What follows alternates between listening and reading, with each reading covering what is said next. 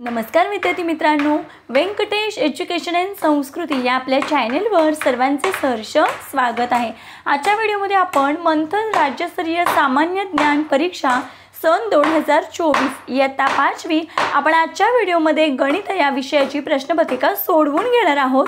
Video सर्वांनी शेवटपर्यंत बघा, कारण यातील प्रत्येक प्रश्न आपण स्पष्टीकरणासहित सोडवून घेणार आहोत। त्याचा मुलांना नक्कीच फायदा होणार आहे याची गॅरंटी मी आपल्याला देते। सर्वप्रथम आपणा सर्वांचे मनापासून आभारी आहे। आपण आपल्या या चॅनलला जो छान प्रतिसाद देत आहात त्यासाठी मी तुम्हा सर्वांचे मनापासून आभारी आहे। असंच आपल्या चॅनलला सपोर्ट करा। चला व्हिडिओला सुरुवात करूया। बघा, मराठीची प्रश्नपत्रिका आपण सोडवून घेतलेली आहे, याआधी त्याची लिंक मी या व्हिडिओच्या डिस्क्रिप्शन बॉक्समध्ये दिलेली आहे। आता पुढचा प्रश्न बघूया। 26वा प्रश्न आहे, खालील अपूर्णांकांपैकी सर्वात लहान अपूर्णांक कोणता? मग आपल्याला माहिती आहे जसं आपण दशांश चिन्हाच्या उजवीकडे जातो तसे तशी संख्या कमी कमी होत जातात आणि डावीकडे संख्या वाढत वाढत जातात। म्हणजे बघा, एकक, दशक आणि हे शतक इकडे वाढत जातात आणि पॉईंटच्या नंतर दशांश, शतांश इकडे कमी कमी होत जातात। मग बघा, पहिल्यांदा ही संख्या येते, मग आपल्याला लहान विचारले, मग ही पहिल्यांदा संख्या बघा इथे 7 गुणिले 10चा किती शून्य आहेत? 1 2 3 4, मग वजा चौथा घातांक। इथे 7 गुणिले 10चा 2 शून्य आहेत म्हणून वजा 2, 7 गुणिले 10चा वजा 1 घातांक, 7 गुणिले 10चा 1 2 3 वजा तिसरा घातांक। मग हे पहिल्यांदा, हे दुसऱ्यांदा, हे तिसऱ्यांदा आणि हे चौथ्यांदा। मग सगळ्यात लहान विचारले आपल्याला, मग सगळ्यात लहान कोणते तर वजा 4, हे काय येणार आहे? लहान येणार आहे। म्हणून आपल्या या प्रश्नाचं उत्तर आहे पर्याय क्रमांक 1। पुढचा प्रश्न बघा, सर्वात मोठी 4 अंकी समसंख्या व 2 अंकी सर्वात मोठी मूळ संख्या यातील फरक किती? आता बघा, सर्वात मोठी 4 अंकी समसंख्या बघा 9 9 9 समसंख्या विचारले म्हणून मी इथे किती येणार आहे? 8। आणि सर्वात मोठी 2 अंकी मूळ संख्या किती आहे? 97। यांच्यातील आपल्याला फरक विचारले, फरक म्हणजे वजाबाकी। बघा, या प्रश्नाचं उत्तर आहे 9901, पर्याय क्रमांक 3। यांची आपल्याला काय करायचे? वजाबाकी, फरक म्हणजे वजाबाकी। पुढचा प्रश्न बघा, आता आपण जर या पदावली सोडवली तर बघा आपल्याला माहिती आहे पदावलीचं पहिल्यांदा गुणाकार करायचा, मग 8 8 64, परत भागिले 8 गुणिले 6 बरोबर 48 येते का? 64 भागिले 8 बरोबर 8 येतं, मग 8 × 48 हे बरोबर आहे। याच पद्धतीने प्रत्येक पदावली सोडवायची आहे। तर बघा, इथे आपल्याला विचारले पहिल्या पदावलीचं उत्तर बरोबर आहे। दुसरी पदावली आहे बघा, इथे 27 दिलेलं आहे, याचं उत्तर किती येते? तर 27 येते, म्हणून हे काय आहे? चुकीचं आहे। क मध्ये बघा आपण पदावली सोडवायची आहे, याचं उत्तर 35 बरोबर आहे। चौथ्याचं उत्तर बघा इथे आपल्याला या प्रश्नामध्ये पदावलीचं चुकीचं उत्तर विचारलं होतं। अ बरोबर आहे, ब चुकीचं आलेलं आहे उत्तर। बघा इथे क बरोबर आहे आणि ड चुकीचं आहे। मग आपल्याला चुकीचं विचारलंय, मग ब आणि ड चुकीचं आहे, मग ब आणि ड कुठे आहे? पर्याय क्रमांक 2 मध्ये। म्हणून आपल्या या प्रश्नाचं उत्तर आहे पर्याय क्रमांक 2। पुढचा प्रश्न बघा, समान किमतीच्या 3 वस्तू 1500 रुपयास विकल्याने रुपये 600 इतका नफा मिळाला तर प्रत्येक वस्तूची खरेदी किंमत किती? म्हणजे बघा, 1500 रुपयाला 3 वस्तू विकल्या, त्यावेळेस 600 रुपये नफा झालाय। आपल्याला खरेदी किंमत काढायची आहे। मग काय करूया आपण? आधी 1500 मधून 600 वजा करूया।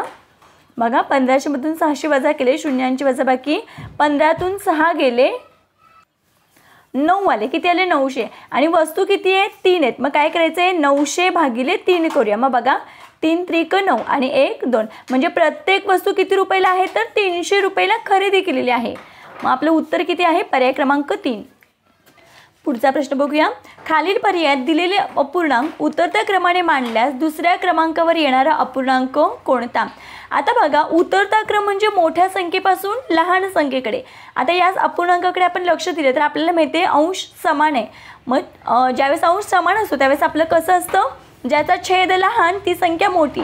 मग बघा, ही 1 नंबरला येणार आहे, त्याच्यानंतर हे 2 नंबरला, त्याच्यानंतर हे 3 नंबरला आणि त्याच्यानंतर हे 4 नंबरला। मग आपल्याला विचारले उतरत्या क्रमाने मांडल्यास दुसऱ्या क्रमांकावर येणारा अपूर्णांक कोणता? मग दुसऱ्या क्रमांकावर येणारा अपूर्णांक आहे पर्याय क्रमांक 1 6/17। मिहिरने डिसेंबर महिन्यात 3 सोमवार सोडून दररोज आईने दिलेले 5 रुपयांचे एक नाणे पैशांच्या डब्यात टाकले तर डिसेंबर महिन्यात त्याच्याजवळ एकूण किती रक्कम जमा होईल?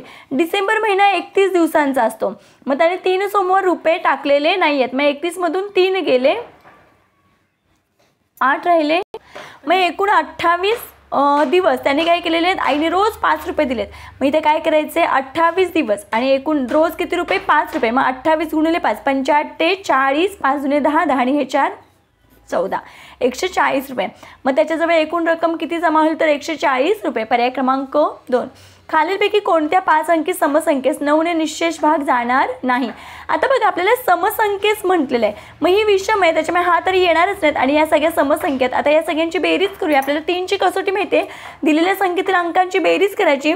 त्यांच्या बेरीजला जर 9ने भाग जात असेल तर पूर्ण संख्येला सुद्धा 9ने भाग जातो. मग बघा 9 अधिक 9 किती 18, म्हणजे याला 9ने भाग जाणार आहे. यांची पण जर आपण बेरीज केली तर यांची बेरीज 18 येते, मग याला सुद्धा 9ने पूर्ण भाग जाणार आहे. यांची जर आपण बेरीज केली तर यांची बेरीज येते 34, मग याला मात्र भाग जात नाही. म्हणून आपल्या इथे उत्तर आहे पर्याय क्रमांक 3, या संख्येला भाग जाणार नाही. 600 रुपये किमतीच्या वस्तूची किंमत शेकडा 35ने वाढली तर त्या वस्तूची नवीन किंमत किती. बघा 100ला 35 रुपये वाढलेत तर 600ला किती, म्हणजे 100ची 6 पट आहेत. म्हणून मी इथे काय करायचं 35 गुणिले 6, 6 पंचा 30, 6 18, 19 20 21, किती 210 रुपये वाढलेत. मग वस्तू किती रुपयाची होती 600 रुपयाची आणि मग हे नवीन 210 रुपये वाढले. मग बघा 6 7 8 किती रुपये किंमत झाली त्याची 810. मग बघा इथे पर्याय क्रमांक 4 मध्ये 810 आहे. मग वस्तूची नवीन किंमत 810, पर्याय क्रमांक 2. चौरसाची बाजू दुप्पट केली तर त्याचे क्षेत्रफळ किती पट वाढते. बघा चौरसाचं क्षेत्रफळ बाजूचा वर्ग. बघा याची बाजू 2 2 2 2 आहे आणि बघा हे 2 चौरसाची बाजू दुप्पट केली म्हणजे या चौरसाची बाजू किती झाली 4 आणि इथे पण 4, इथे पण 4 आणि इथे पण हे 4. आता आम्ही या चौरस नाही काढलेला आहे पण असा, ठीक आहे. मग याचं क्षेत्रफळ किती येतं बघा, पहिल्या चौरसाचं क्षेत्रफळ 2चा वर्ग बरोबर किती आलं 4 आले आणि याची बाजू दुप्पट केली, 2च्या दुप्पट किती 4. मग इथे 4चा वर्ग, चौरसाचं क्षेत्रफळ बाजूचा वर्ग 4चा वर्ग 4 चौक 16. मग बघा ह्याचं 4 आहे क्षेत्रफळ आणि ह्याचं 16 आहे. मग 4 चौक 16, मग 4ची 4 पट. मग आपलं उत्तर किती आहे, किती पट वाढली तर चौपट वाढलेली आहे. म्हणून आपल्या इथे उत्तर आहे पर्याय क्रमांक 3 चौपट. बघा 1 ते 30 मधल्या मूळ संख्या या त्यांची बेरीज 129 आहे. 90 ते 100 मध्ये एकच मूळ संख्या 97. 40 ते 50 मधल्या मूळ संख्या या आहेत त्यांची बेरीज 131 आहे. 50 ते 70 मधल्या मूळ संख्या या त्यांची बेरीज 240 आहेत. आपल्याला विचारले सर्वात कमी बेरीज कुणाची. मग बघा याच्यामध्ये सर्वात कमी बेरीज यांचीच येईल 97. म्हणून आपल्या इथे उत्तर आहे पर्याय क्रमांक 2 90 ते 100, पर्याय क्रमांक 2. 1.5 रिम कागद म्हणजे किती. मग बघा अ मध्ये 30 दस्ते, ब मध्ये 60 डझन, 5 ग्रोस 480 कागद. बघा आता इथे आपण सूत्र लिहून घेतले. 1 रिम म्हणजे 20 दस्ते म्हणजे 40 डझन म्हणजे 480 कागद. मग आपल्याला 1.5 रिम सांगितले, अर्धा रिमचं काढून घेऊया आपण. अर्धा रिम म्हणजे 10 दस्ते, 20 डझन म्हणजे 240 कागद. आता आपल्याला 1.5 रिम पाहिजे. मग हा 1 रिम आणि हा अर्धा रिम यांची बेरीज केली तर 20 आणि 10 30 दस्ते. 1.5 रिम म्हणजे 30 दस्ते. मग बघा अ बरोबर आहे 30 दस्ते बरोबर आहे. 40 डझन आणि हे 20 डझन बरोबर 60 डझन, हे 60 डझन बरोबर आहे. म्हणून मग ब सुद्धा योग्य आहे. आता बघा इथे 5 ग्रोस विचारले म्हणजे 720 कागद आहे की नाही. ह्या दोघांची बेरीज केली 720 कागद झाले.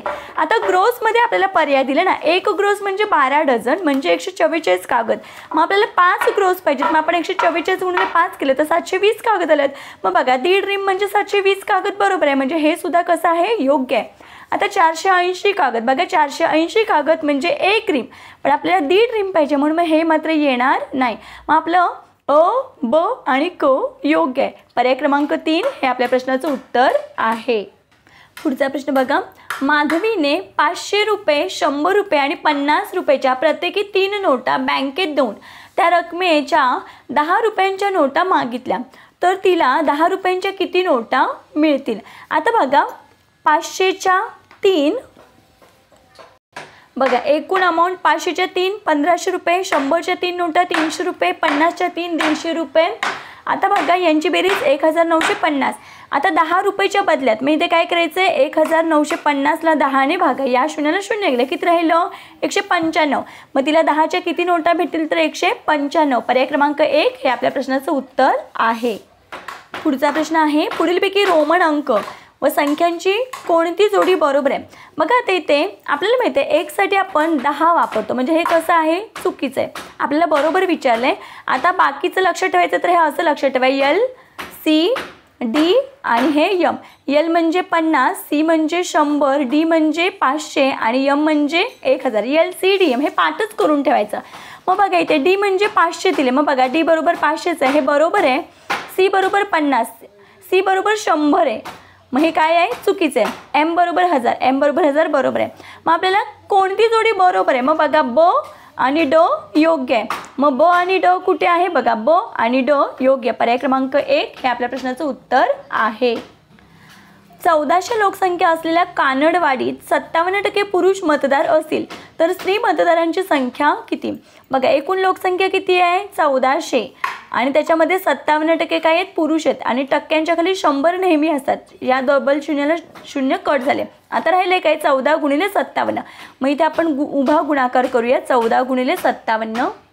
मग बघा एकूण किती आलं? 798. म्हणजे 57% जे पुरुष आहेत ना ते किती एकूण पुरुष आहेत? 798 पुरुष आहेत. आता आपल्याला स्त्रींची संख्या काढायची. मग एकूण लोकसंख्या किती आहे? 1400. मग या 1400 मधून हे 57% पुरुष म्हणजे आपण काढलेली संख्या कोणती आहे? 798. काय करूया? वजा करूया. मग यांची वजाबाकी येते, यांची वजाबाकी आली 602. मग स्त्रियांची संख्या किती आहे? 602. पर्याय क्रमांक 2 हे आपल्या प्रश्नाचं उत्तर आहे. आपले उत्तर जर चेक करायचं असेल तरी 602 अधिक 798 यांची जर बेरीज केली तर बरोबर 1400 येते. म्हणून आपल्या इथे उत्तर बरोबर आहे. स्त्रींची संख्या आहे 602. पर्याय क्रमांक 2 हे आपल्या प्रश्नाचं उत्तर आहे. 2 तास 40 सेकंड म्हणजे किती? 2 तास 40 मिनिटे म्हणजे किती सेकंड? 1 तास म्हणजे 60 मिनिटं म्हणजे 3600 सेकंद. आपल्याला 2 तास आहेत म्हणजे अजून ह्याच्यामध्ये काय करूया? 3600 सेकंड ॲड करूया म्हणजे झाले 2 तास. आता यावरचे 40 मिनिटं आपल्याला मिळते 1 मिनिट म्हणजे 60 सेकंद. मग ह्या 40 गुणिले 60 करूया. मग बघा 6 चौक 24 आणि हे डबल 0 यांची बेरीज करूया. मग बघा 0 0 6 आणि 6 12. बघा 6 आणि 4 10, 10 आणि 6 16 हचाला 1, 3 आणि 3 6 आणि हे 3 9. मग आपलं उत्तर किती आले? 9600. बघा 9600 कोणत्या कुठे आहे? तर पर्याय क्रमांक 4 हे आपल्या प्रश्नाचं उत्तर आहे. एक अंकी सर्व विषम अंकांचा वापर करून तयार होणारी मोठ्यात मोठी संख्या कोणती? मग बघा विषम अंक मोठ्यात मोठी म्हणून मग 9 पासून विषम संख्या मोजूया. 9 7 5 3 1. मग 97531 हे आपल्या प्रश्नाचं काय आहे? उत्तर आहे. पुढचा प्रश्न बघूया. 7,67,592 मधून कोणती संख्या वजा करावी म्हणजे उत्तर 4,65,868 येईल. आता बघा याच्यातून कोणती संख्या वजा करायची हे माहीत नाही. मग आपण प्रत्येक पर्याय घेत पडण्यापेक्षा या दोघांची काय करूया? वजाबाकी करूया.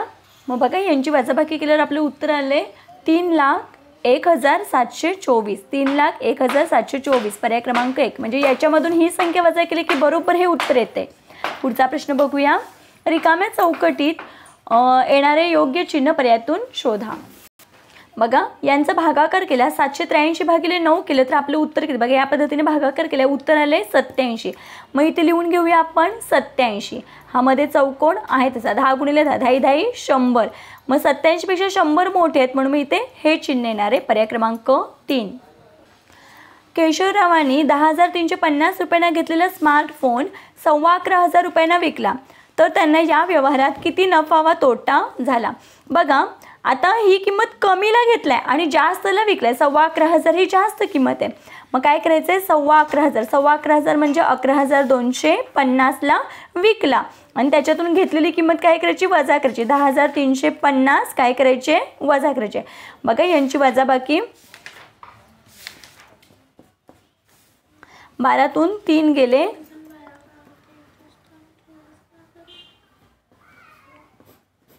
मग बघा इथे आपलं उत्तर किती आले तर 900 रुपये. मग बघा खरेदी किंमत कमी आहे आणि विक्री किंमत जास्त आहे. म्हणजे ज्यावेळेस खरेदीपेक्षा विक्री किंमत जास्त असते त्यावेळेस इथे काय असतो? नफा असतो. मग इथे तोटा 900 आहे आणि नफा पण 900 आहे. मग इथे फसायचं नाही आहे. विक्री किंमत जास्त आहे म्हणून मग या व्यवहारामध्ये त्यांना 900 रुपये काय झालेला आहे? नफा झालेला आहे? आपल्या या प्रश्नाचं उत्तर आहे पर्याय क्रमांक 4. बघा, आजच्या व्हिडिओमध्ये आपण 44 पर्यंत प्रश्न सोडवून घेतलेले आहेत. त्यापुढचे प्रश्न आपण पुढच्या व्हिडिओमध्ये सोडवून घेणार आहोत, कारण व्हिडिओ खूप मोठा होतोय, अपलोड करायला वेळ लागतो. त्याची लिंक मी या व्हिडिओच्या डिस्क्रिप्शन बॉक्समध्ये दिलेली आहे, तुम्ही तिथे जाऊन तो व्हिडिओ पाहू शकता. आजचा व्हिडिओ कसा वाटला ते कमेंटमध्ये नक्की सांगा. व्हिडिओ आवडला असेल तर व्हिडिओला नक्की लाईक करा, आपल्या मित्रमैत्रिणींना शेअर करा. चॅनलवर नवीन असाल तर चॅनलला सबस्क्राईब करा. भेटूया पुढच्या व्हिडिओमध्ये, तोपर्यंत नमस्कार, थँक्यू.